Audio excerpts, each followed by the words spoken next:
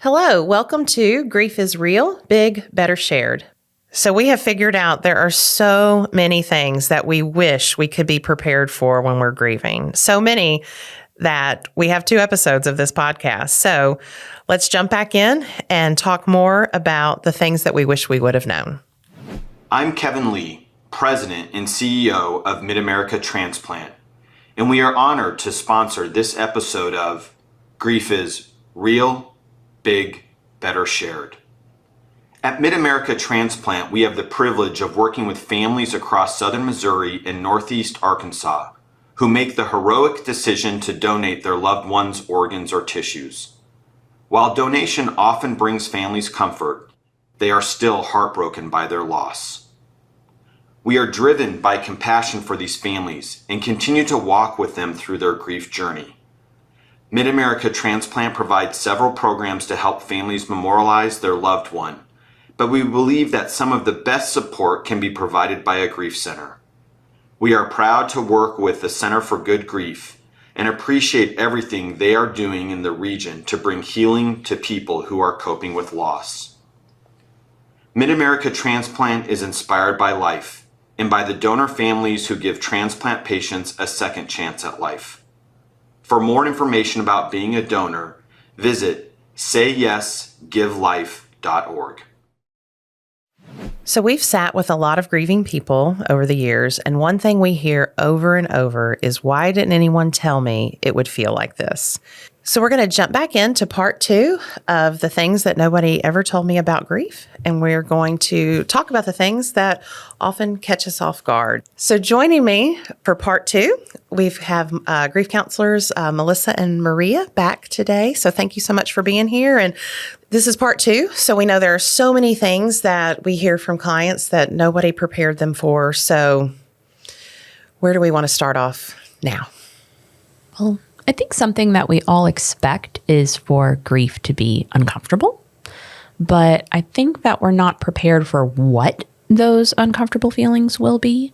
We know sadness and crying already are uncomfortable, but for instance, the feeling of relief can be very uncomfortable because it feels like it conflicts with our love, that if I am feeling relieved that my loved one has transitioned, that something is bad about me. It becomes almost a moral judgment. Mm-hmm. But there are no good or bad feelings. There only are feelings. These are reactions. These aren't, well thought out things. These are just our normal, natural reactions to things that happen. So it makes sense that if your loved one was suffering, that now they're at peace and they're no longer suffering. There may be some relief. Or if you were a caregiver and you're tired, it makes sense that maybe now you can sleep through the night. And there's nothing wrong with that. But I also want to validate and say that it makes a lot of sense why you would feel uncomfortable or why you would feel bad about maybe feeling relieved in your grief.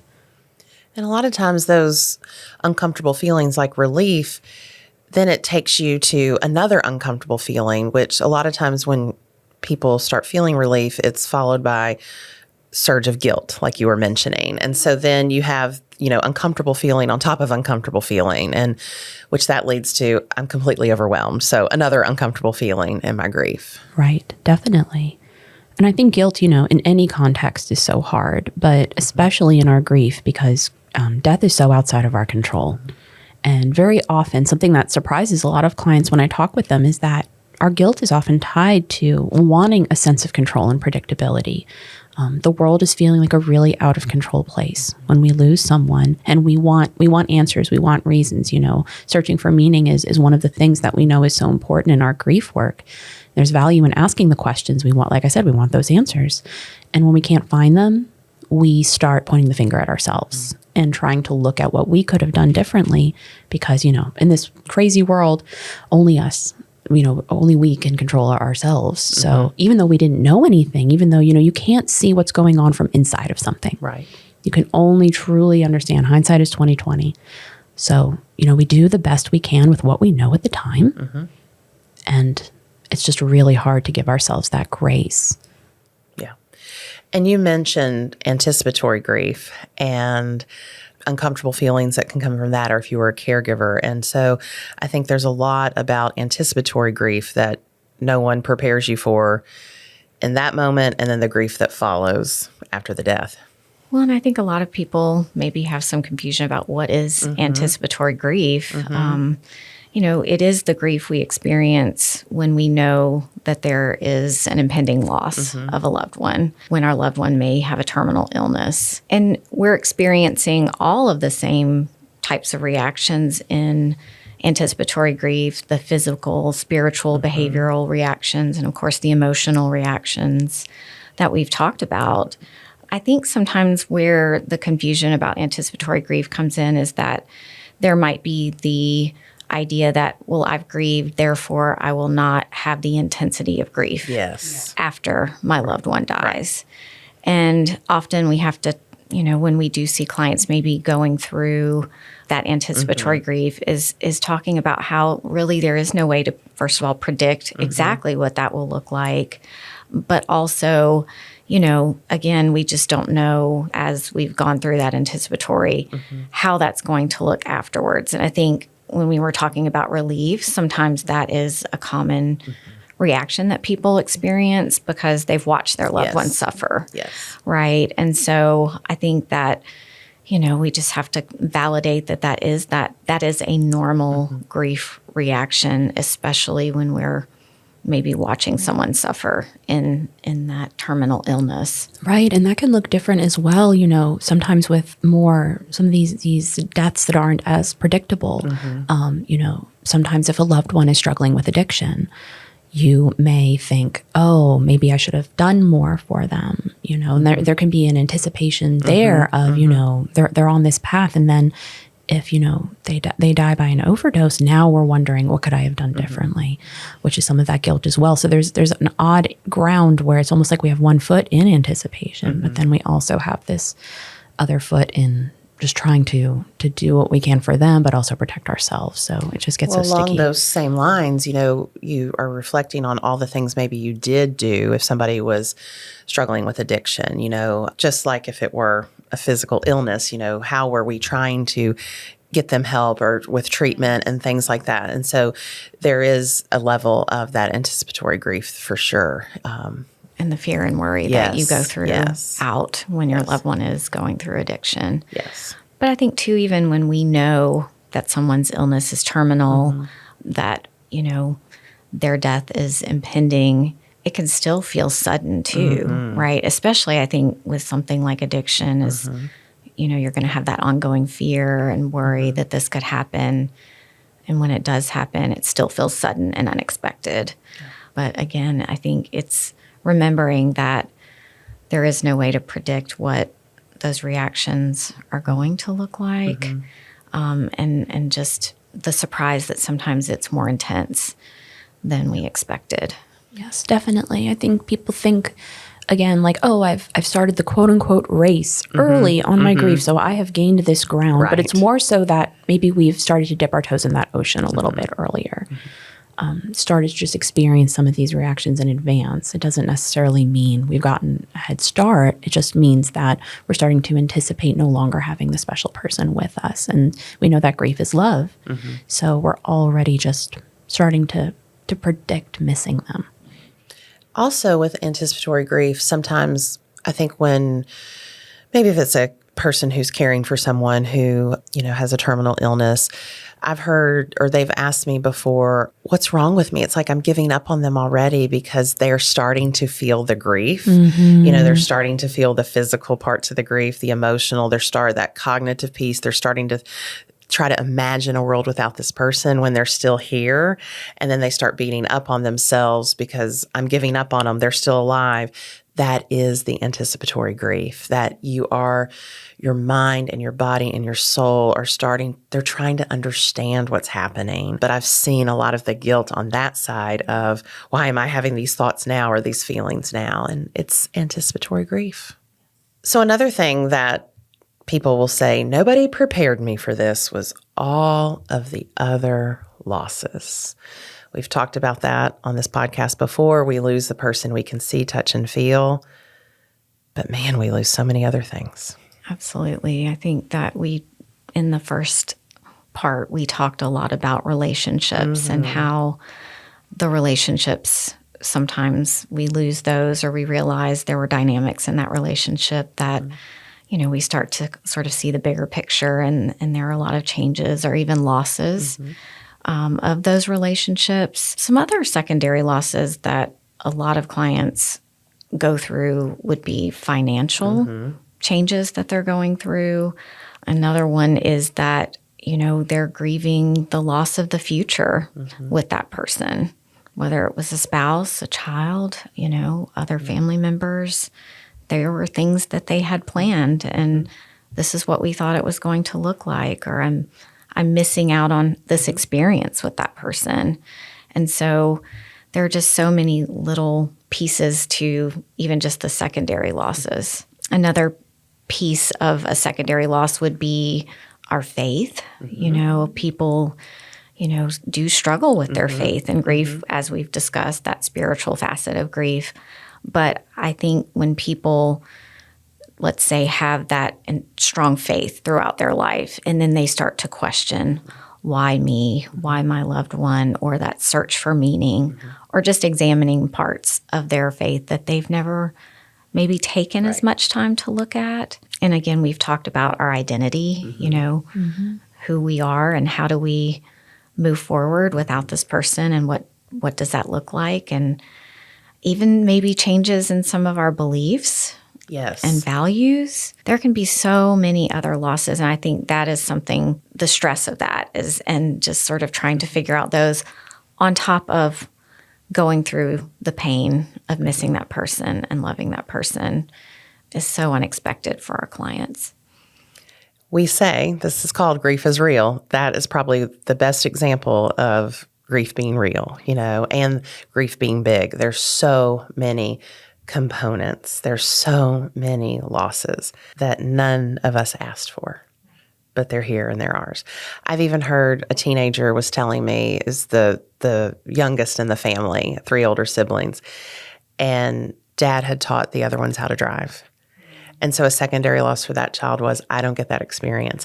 They all share these funny stories about dad yelling at them or dad doing this, and I don't get that. So it's that experience, sort of that, traditional thing we do in a family, and if you don't get. So even our teens and children experience these secondary losses. That grief is big. One other thing that people don't expect is the process of grief. We don't learn, we're not taught about the process of how do we, tackle this ocean? How do we swim in this ocean? How do we reconcile this loss? And we help people to learn how to dose their grief at the center. And it's very counterintuitive because, one of our brain's main jobs is to keep us safe and pain-free, and grief feels so unsafe and can be so painful. So it really seems to make logical sense that we should stay away from experiencing this grief. We learn from a very young age to not touch the hot stove, right? So when we dose our grief, we are intentionally sort of standing by that fire or allowing ourselves to experience that. But we know that is what helps us. It helps us to open to the pain of our loss. It helps us to feel this, because this is a very real experience. Talking about how grief is real, that pain that you're feeling is real. Our emotions exist because they're trying to tell us something about our experience. So all of those emotions that you're feeling, they need to be expressed. They need to be felt. We know, and we also know that emotions don't expire. They will wait for us. And so often when I'm talking with clients, I talk about this metaphor of taking out the trash. Who likes to take out the trash? Nobody likes to take out the trash. So what do? We stuff it down. And maybe we can stuff it down 2, 3, 4 times until it's pretty compacted in that trash can. But then what happens when there's no more room? It starts to overflow. Yep. We start to have different ways that if we don't dose our grief and don't make space for those thoughts and feelings and to sit with the pain of that loss, it'll start coming out in other ways. Clients have told me about, maybe being more irritable and being more short with people, or being more anxious because our grief is becoming spring-loaded. Yes. And then when we do have a grief burst, it's so intense because it's all been building and building and building. So, I think grief is something that is so automatic that we don't control, but dosing and mourning is something we do with intention. And we can set aside time to do that, just like we wouldn't take maybe a whole bottle of antibiotics all at once. Right. We also don't want to throw that bottle in the trash. We want to have a regimen where maybe it's, on this night or on this day, I'm going to sit and I'm going to look at pictures, or I'm really having a lot of big thoughts and feelings. I'm really confused and I just need a space to express them. I'm going to, make a coffee date with a good friend, or I'm going to sit down with my journal. And it's still helpful for us to schedule our grief. And that sounds really weird to say, right? I'm scheduling our grief, but grief is almost like a new entity, kind of like somebody we're learning to walk alongside. So we need to make time for our new friend. That's what I say. We have to befriend it. We have to. We have to. Yeah. Yeah. What about the other things? Grief doesn't just happen alone, right? So grief happens alongside all the other things that are happening in life. And I think that's something that people feel that nobody is preparing them for. And I think we said this in the first episode. I think you said it, Melissa, because it feels like the world has stopped for you and the world is going on for everyone else. But then also we can have other things going on in our lives too that have to share the space with grief, and that can get complicated. It can get complicated, and then we're sort of in this mode of trying to prioritize where our energy goes. And, especially if maybe, we've lost a spouse and we're parenting alone, we're taking on double duty, we're doing double the work, and we're exerting so much energy. And so often we hear, well, so long as everyone else in my life is okay, my kids are okay, my siblings are okay, my, whoever else in my family is okay, we can wait until later to take care of me.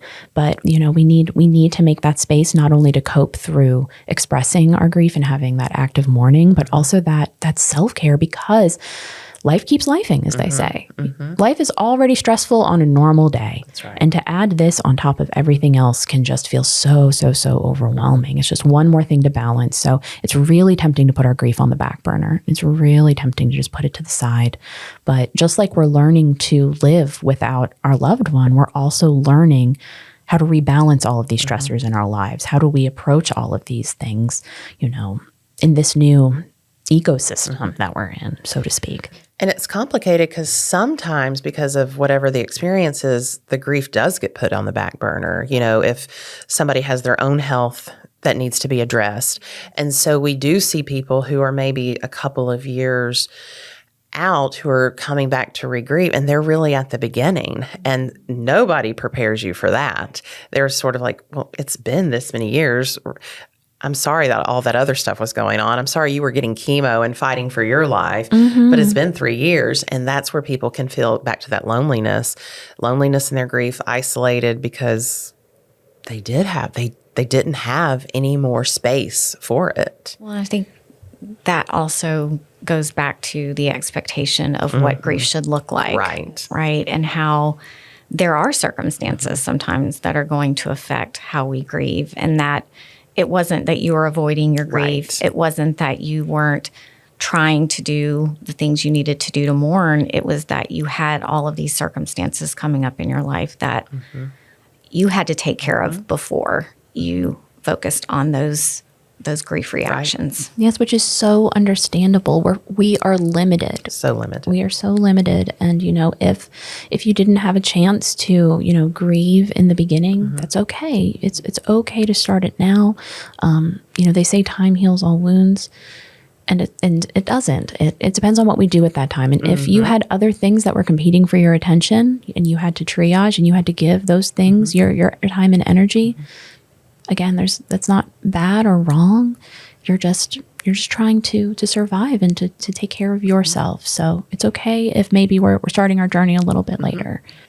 And also, we have other episodes that address this, but I feel the need to just say this here, is that we see this a lot of times with children and teenagers who, it could be based on developmental and, emotional development, but also if they're not in a openly grief-friendly home, a mourning home, and they don't learn these things, that a lot of times we can see that grief come up later in life too. And then again, it feels very abnormal, but grief will find a way. Grief wants to be befriended. It's just so strange and odd to us. So I just felt the need to say that about children as well. Yeah, definitely. Grief is kind of like a neighbor that moves in next door. And, back in the day, people used to just kind of drop by without calling. They'd be like, I'm in the neighborhood. I stopped by. I'm home. Bring a cake. Sit down, have a cup of coffee. Grief is kind of like that friend that shows up unexpectedly and is knocking at the door. And maybe we don't have time, but it's going to keep knocking. It's going to keep coming back and asking to come in. And then maybe start checking the back door. Right. But, eventually grief wants to come in. Yeah. It'll sit on the step and wait for you, It right? will sit on the step and wait for you until you have time to befriend it.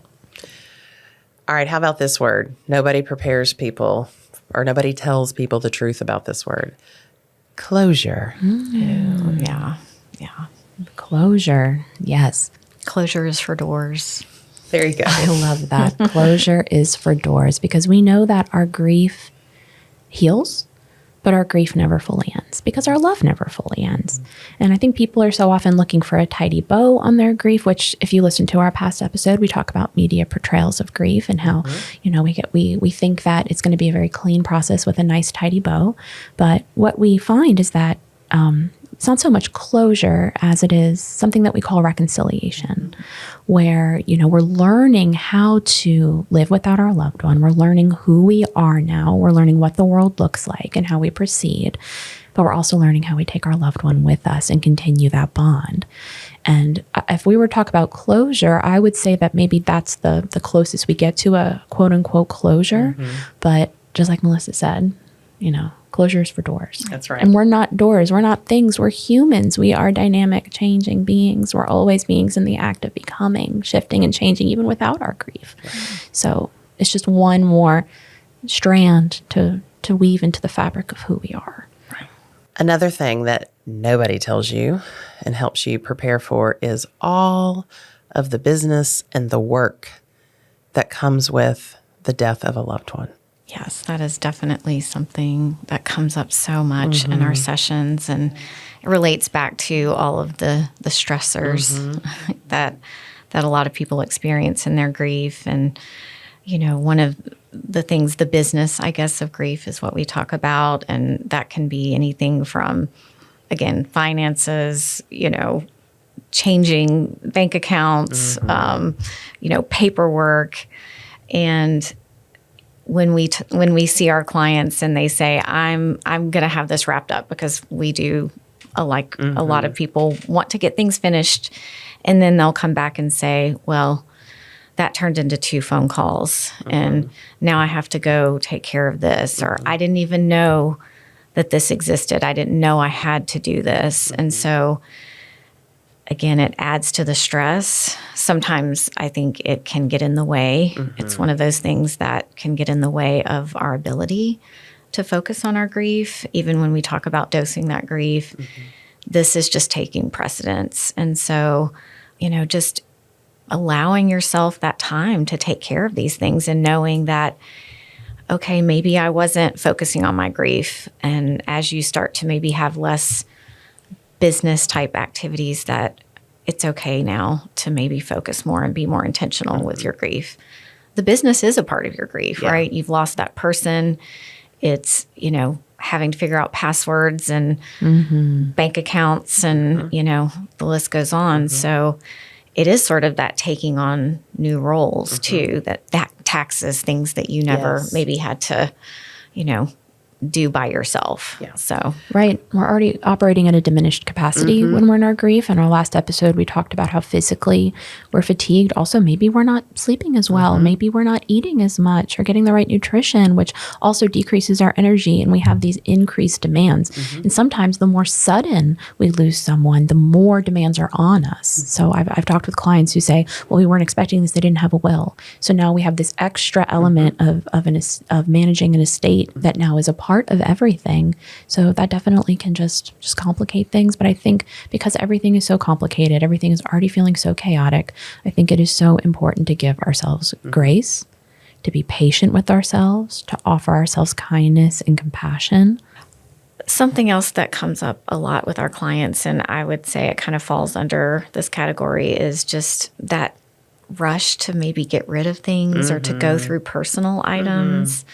And I think, we see why people maybe it's that avoidance sometimes of, okay, if I remove these items, then I won't have these triggers. I won't have to think about our grief. But as we've said before, grief is always going to come up no matter what you remove from your life or how many times you move or make changes, that it's going to be there. And so we do talk to people about, first of all, not making decisions too quickly about things, and that there is no pressure. It goes back to, this is something you do in your own time. And I think that will go back to whether you make changes as far as moving, what you decide to do with your loved one's personal items, what to keep. I think sometimes people think, oh, well, I need to get rid of everything. Hanging on to these items means that, again, the idea of I'm not moving on. But it goes back to continuing bonds a lot of times with those things, is that we need to, there are things that are meaningful to us. It could be an old t-shirt, but it's meaningful to us. So taking this idea of what we should keep, what we shouldn't, and holding on to those things that are meaningful to you is just, very important. I think the funeral, right, going through, and a lot of people talk about just the struggle emotionally of going through and planning a funeral and what that looks like, and having a headstone placed and deciding what that's going to look like. And, oftentimes families don't agree or loved ones are not, always on the same page. And again, adding more stress. An additional emotional tax. Exactly. Right? Exactly.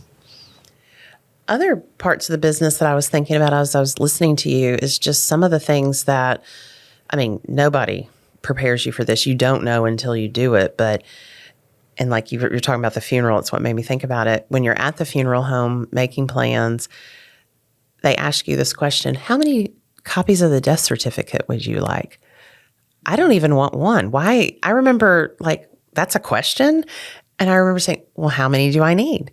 Well, I didn't know that I was going to need one for every bill, every this, changing that. And so when my father died, when my brother died and they asked, I was like, 25. I knew, I need a lot of those copies. No, people are so surprised by that. Yes. And the places want an original, not a copy, or these people will take a copy. And your brain is scrambled and you don't have capacity for this. And then if the death requires an autopsy or toxicology, there's more business that comes with that because you need the death certificate to do so many things. Well, you can't get it because you have to wait for those things. And nobody tells you how long that takes. And what does that mean? And all these things that come with that. And then also if the death of your loved one is leading to any type of court case, all of the business that comes with that. And we've talked about that on this podcast before. There's so much hurry up and wait.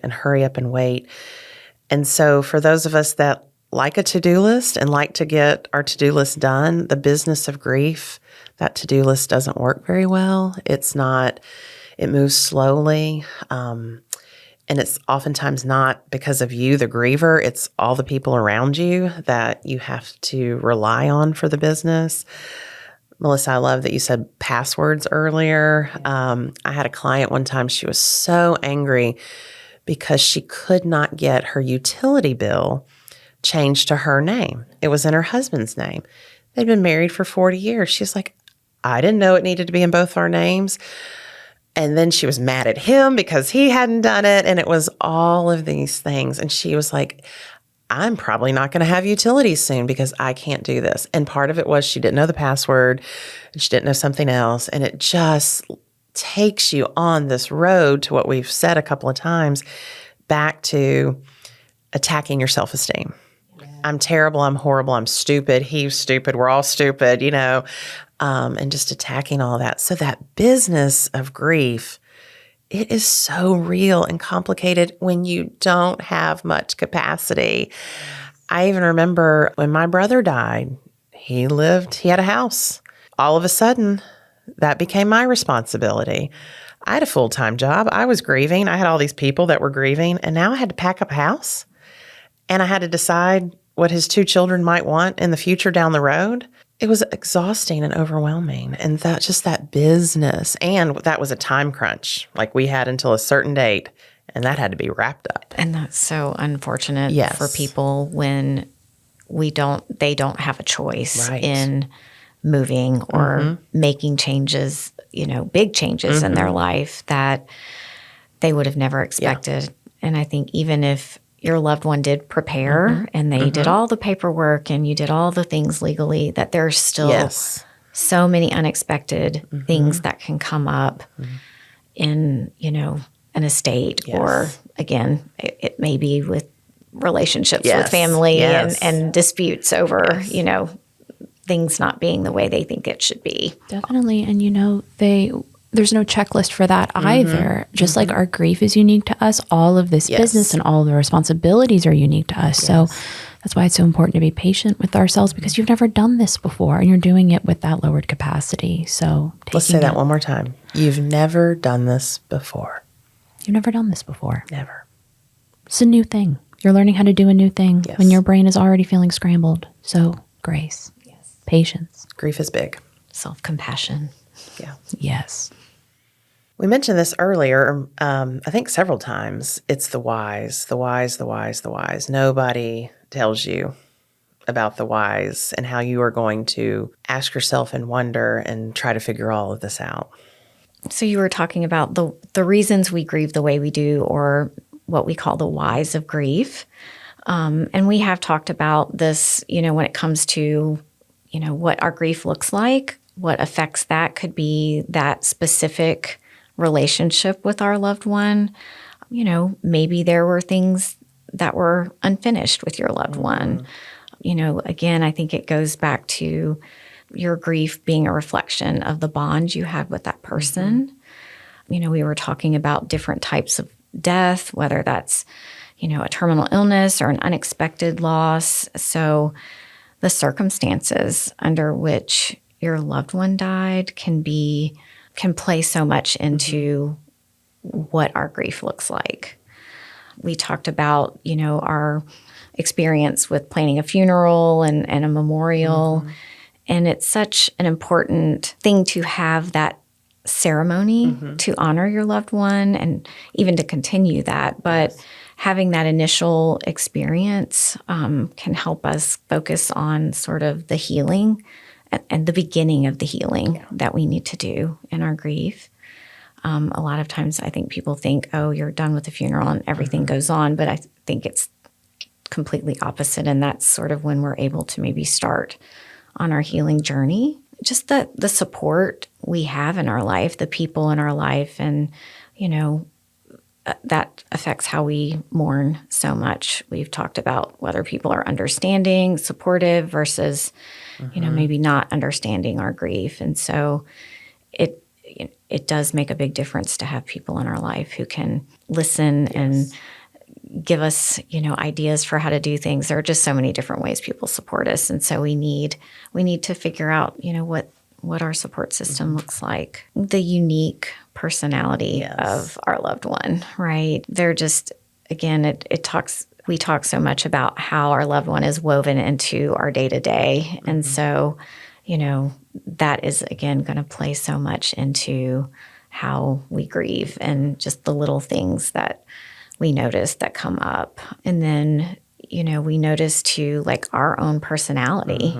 Yes, definitely. Such a big part of how we grieve. And, talk with clients so much, learning about their history and their experiences. And, it's like, well, it's understandable that you maybe struggle with expression. You were taught that, you're not supposed to express your feelings, that, we have to keep going. And so, again, it's just our unique personality that affects what our grief can look like.